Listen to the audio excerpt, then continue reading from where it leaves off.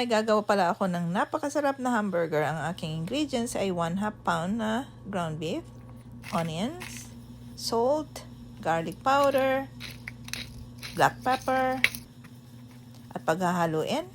At mag-a-add din ako ng konting beef seasoning, parsley, dried, at paghahaluin ulit. Pagkatapos, isi-shape na into patties.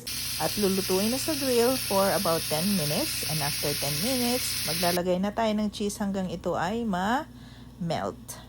Tapos, i-assemble na natin ang ating burger. May tomatoes, ang ating beef patties, ang ating pickles. Pagkatapos, maglalagay tayo ng lettuce. Pagkatapos ng lettuce, ilalagay natin ulit yung isang beef patty natin.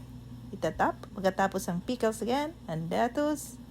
And andyan na ang aking napakasarap na burger. Thanks for watching!